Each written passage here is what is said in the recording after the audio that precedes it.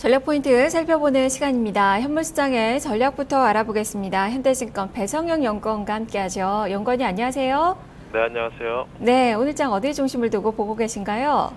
예, 일단 내일 금토일을 시작으로 해서 다음 주 가격 제한법 확대 그리고 FOMC까지 여러 가지 이벤트가 있기 때문에 일단 이벤트에 따른 변동성 확대 가능성도 일단은 매매 대응에 있어서는 대비할 필요가 있다고 보고 있습니다. 네, 그만큼 이벤트가 많은 그 가운데 6월 달 전체적으로 좀 변동성이 계속적으로 확대되는 움직임이 이어지고 있는데요. 자, 이런 움직임이 어떻게 좀 어느 정도까지 좀 진행이 좀 될지 그 변수들 하나하나 전망까지 좀 들려주시죠.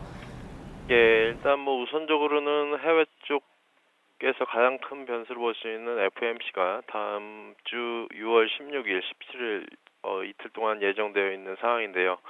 일단 지난주 고용 지표가 워낙 예상치를 뛰어넘는 좋은 결과를 보였기 때문에 최근 금리 인상에 대한 가능성도 점점 높아지고 있는 상황입니다.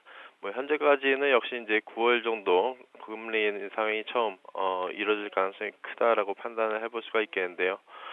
일단은 그럼에도 불구하고 이번 FOMC에서 어느 정도 금리 인상 시점에 대한 뉘앙스가 확인될 가능성이 있다 그러면 미국 증시가 의외로 추가적인 조정을 보일 가능성도 배제할 수는 없을 것으로 보고 있습니다.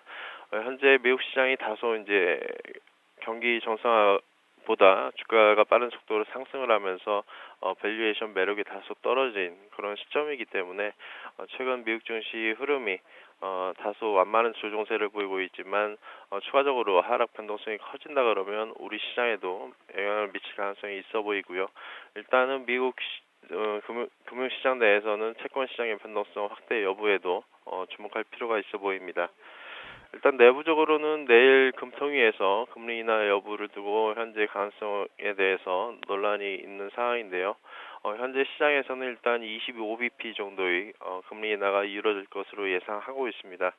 아시다시피 최근 메르스 여파에 따라서 경기 침체 우려가 계속적으로 부각이 되고 있는 상황이기 때문에 금리 인하의 기대가 한층 더 높아진 그런 시점으로 보시면 될 것 같고요. 금리 인하 기대가 커지면서 일단 주 초에 증권주와 건설주가 어느 정도 상승하는 그런 흐름들을 보였지만 일단 내일 금리 인하 시점을 기준으로 해서 시장 상황에 따라 추가 상승 내지 아니면 재료에 따른 차익 매물이 출회될 것으로 예상을 해볼 수가 있겠습니다. 일단 다음 주 6월 15일 또한 가격 제한법 확대가 시행될 예정인데요. 일단 미국 시장의 변동성이 크지 않다 그러면 기존 중소형주의 강세 흐름이 좀 더 연장이 될 수는 있겠지만 일단 미국 시장이 조정폭이 커지면서 시장 전체의 그런 시장 리스크가 커진다 그러면 일부 고평가된 종목 쪽으로 해서 차익 매물이 출회될 수가 있기 때문에 일단 이러한 변동성 확대 가능성도 대비할 필요는 있다라고 판단해 볼 수가 있겠습니다. 네.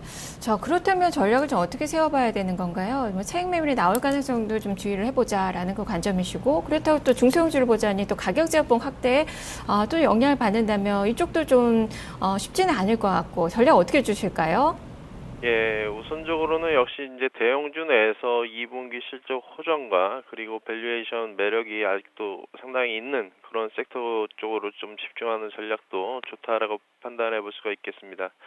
최근 정유라든가 화학 섹터 등이 상당히 실적 컨센서스가 상향 조정되는 가운데 좋은 주가 흐름을 보이고 있다는 점에서 정유라든가 화학 그리고 증권 섹터에 대한 관심이 계속적으로 필요할 것으로 보고 있고요. 앞서 말씀드린 대로 중소형주와 코스닥은 일정 부분 차익 실현을 병행하시면서 시장 종목에 대한 실적 점검과 수급 점검을 좀 더 세밀히 할 필요가 있다라고 판단을 해볼 수가 있습니다. 마지막으로는 역시 이제 메르스의 확산 여부인데요.